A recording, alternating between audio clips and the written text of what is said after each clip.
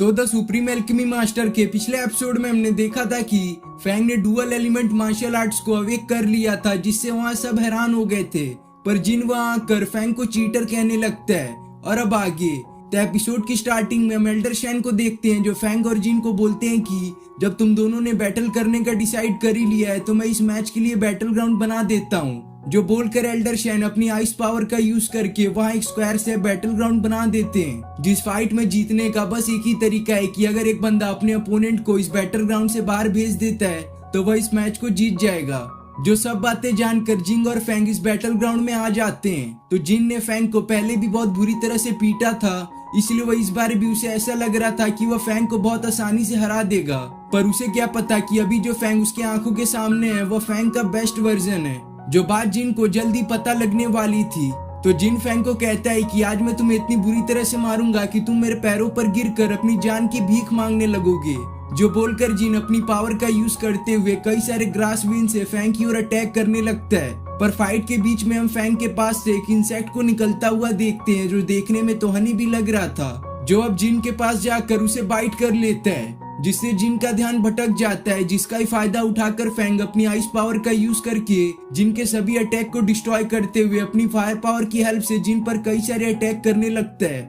जिन सभी अटैक को जिन रोक नहीं पाता और जब वह कमबैक करने की भी कोशिश करता है तो वह हनी भी तो था ही, जिसके हेल्प से फैंग जिन को एक पावरफुल पंच और किक मारकर नीचे गिरा देता है। जिसके ऐसा करने से सभी को पता लग जाता है कि फैंग चीटर नहीं है। और इधर वह लड़कियां फिर से फैंग का नारा लगाकर यून को जेलिस फील कराने लगती हैं। जिसके बाद फैंग जिंग के पास जाकर उसे वही डायलॉग बोलता है जो जिंग ने सैन को पीटने के बाद बोला था।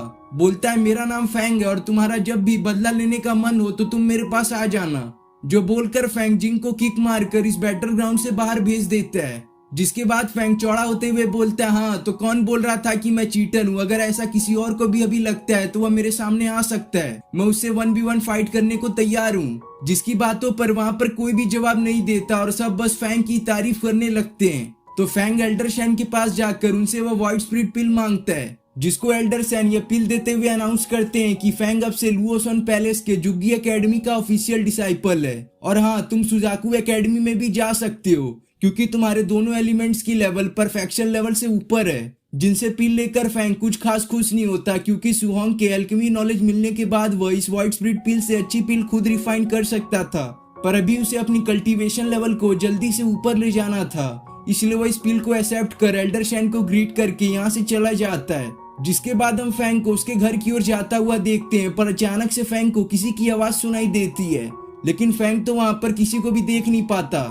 पर तभी फैंग के बॉडी से एक फ्लाइंग क्रीचर बाहर आती है जिसका नाम लिंगर है। जिसे देख फैंग उसके बारे में पूछता है कि आखिर वो कौन है और वो उसकी बॉडी में क्या कर रही है। तो लिंगर फैंग को बताती है कि मैं वही निर्वाणा पिल हूँ जिसे तुम्हारे एंसेस्टर सुहोंग रिफाइन करने की कोशिश कर रहे थे, और फाइनली उन्होंने आखिरी में मुझे रिफाइन भी कर लिया था। और अभी जो तुम मेरा ये फॉर्म देख पा रहे हो, यह समय बीतने के साथ मेरे को अपने आप ही मिल गया। और क्या तुम्हें पता है कि इतने सालों तक मैं तुम्हारी बॉडी में ही ट्रैप थी, और जब तुमने अपनी अवेकनिंग प्रोसेस के दौरान अपने डुअल एलिमेंट को अवेक किया तो उसी दौरान मैं भी अवेक हो गई थी। जिस पर फैंग उसे बोलता है, यह सब तो ठीक है पर तुम्हारे पास एबिलिटी क्या है, तुम क्या कर सकती हो? जिसे सुन लिंगर फैंग को बताती है कि मैं किसी भी ट्रेजर या एलेक्सिर के इफेक्टनेस और स्ट्रेंथ को दुगना कर सकती हूँ, पर अभी मैं काफी वीक हूँ, इसलिए मैं बस 1 लेवल ट्रेजर और एलेक्सिर के स्ट्रेंथ को ही दुगना कर सकती हूँ। और अगर तुम चाहते हो कि मैं वापस पहले जैसी पावरफुल बन जाऊं तो तुम्हें मुझे एलेक्सिर और स्पिरिचुअल स्टोन देने पड़ेंगे, जिसके हेल्प से ही मैं अपने खोई हुई एनर्जी को वापस रिगेन कर सकती हूँ। जो सब बात जानने के बाद फैंग उसे वो वॉइड स्पिरिट पिल ऑफर करता है ताकि वो अपने कुछ एनर्जी को रिकवर कर सके। जिस पिल को लिंगर एब्जॉर्ब करने से पहले उसकी इफेक्टिवनेस को दुगना कर देती है, फिर उसको जाके कंज्यूम करती है। पर लिंगर इससे आगे फैंग से बात कर पाती, तभी उसे ऐसा लगता है कि मानो यहाँ पर कोई आ रहा है, इसलिए वो वापस फैंग की बॉडी में चली जाती है। जिसके जाने के बाद वहाँ वह 2 लड़कियां आती हैं जो फैंग के अवेकनिंग सेरेमनी के दौरान उस पर नजर रख रही थी। जिस लड़की में जो सर्वेंट की मास्टर होती है उसे फैंग जानता था, इसलिए वो बोलता है, रेंसी तुम यहाँ क्या कर रही हो? कहीं तुम अपनी एंगेजमेंट मेरे साथ तोड़ने तो नहीं आई हो? जिस पर रेंसी बोलती है, नहीं, भला मैं ऐसा क्यों करूंगी, बताओ। जिसके बातों का जवाब देते हुए फैंग उसे बोलता है, मैं जानता हूँ जब तुम्हारी मेरे से मैरिज हो जाएगी तो तुम पर काफी ज्यादा पाबंदी लग जाएगी, जिसकी वजह से तुम कभी कल्टीवेट ना कर सकोगी। तो तुम मुझे सीधे सीधे बताओ कि आखिर तुम मेरे पास क्यों आई हो, वरना मैं घर चला। जिसको ऐसा बोलता देख रेंसी को यकीन नहीं हो रहा था कि ये वही फैंग है जिसे वह जानती थी, क्योंकि पहले वाला फैंग तो रेंसी को देखकर काफी ज्यादा एक्साइटेड हो जाता था और उसकी सभी बातों को भी मानता था। लेकिन जो रेंसी अभी अपने आंखों के सामने फैंग को देख पा रही है वह तो काफी शांत है और वह उसकी बातों का भी जवाब दे पा रहा है। तो रेंसी फैंग को बोलती है कि मैं इस फैमिली मैरिज में बिल्कुल भी इंटरेस्टेड नहीं हूँ। मैं नहीं चाहती हूँ कि मैं तुमसे शादी करके कभी भी कल्टीवेशन ना कर पाऊँ। मैं तो फ्यूचर में कल्टीवेटर बनने का एम रखती हूँ। तो क्या तुम मेरे साथ एक नाटक करना पसंद करोगे? जिस पर फैंग बोलता है अच्छा तुम नाटक मुझसे करवाना चाहती हो तो ठीक है, पर इसमें मेरा क्या फायदा? एक मिनट, मेरे पास तुम्हारे लिए काफी अच्छी डील है। मैं तुम्हारी मदद करने के लिए तैयार हूँ, पर इसके बदले में तुम्हें 10 लो ग्रेड स्पिरिचुअल स्टोन और कुछ कल्टीवेशन रिसोर्स मेरे को देने पड़ेंगे। जो बात जानने के बाद रेंसी अपने सर्वेंट के पास जाकर उसे इन चीजों का डिमांड करती है। और इधर फैंग यही सोच रहा था कि अभी मुझे अपनी कल्टीवेशन पर सबसे ज्यादा ध्यान देना पड़ेगा ताकि मैं अपने सू फैमिली को वापस से पावर में ला सकूं। जिसके थोड़ी देर बाद हम रेंसी को देखते हैं जिसने 3 लो ग्रेड स्पिरिचुअल स्टोन और 3 लाख गोल्ड कॉइन का इंतजाम कर लिया था। जो सब वह फैंग को देखकर यह बोलती है कि मैं तुम्हारे बचे हुए लो ग्रेड स्पिरिचुअल स्टोन और कल्टीवेशन रिसोर्स तुम्हें बाद में भिजवा दूंगी, पर अभी के लिए तुम मेरी मदद करो। तो फैंग उन सभी कल्टीवेशन रिसोर्स को अपने पास रखकर रेंसी को बोलता है ठीक है, मैं तुम्हारी मदद करने के लिए तैयार हूँ, पर अभी के लिए तुम जाओ वापस अपने लनाओ सिटी में 2 दिन बाद वहाँ पर खुद आऊंगा। जिसके दिखाते ये सीन यहीं पे कट हो जाता है और हमें अब फैंग को उसके घर के अंदर दिखाया जाता है। जिसको आता हुआ देख फैंग की सिस्टर उसे पूछती है कि आखिर उसका आज अवेकनिंग सेरेमनी कैसा गया।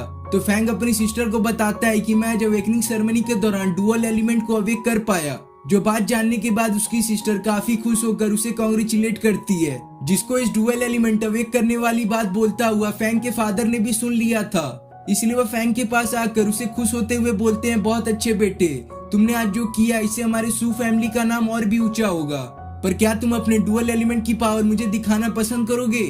जिस पर फैंग बोलता हाँ फादर, लीजिए यह देखिए। जो बोलकर फैंग अपने डुअल एलिमेंट की पावर उन्हें दिखाता है। जिसे देख फैंग के फादर हैरान होते हुए बोलते हैं कि यह तो दोनों ही एलिमेंट हेवन लेवल पर हैं। बहुत अच्छे बेटे, तुमने मेरा नाम रोशन कर दिया। इस मोमेंट को तो हमें एंजॉय करना चाहिए, तो आओ हम लोग ड्रिंक करते हैं। जिसके बाद हम फैंग और फैंग के फादर और सिस्टर को एक टेबल पर देखते हैं जहाँ पर वो लोग ड्रिंक कर रहे थे।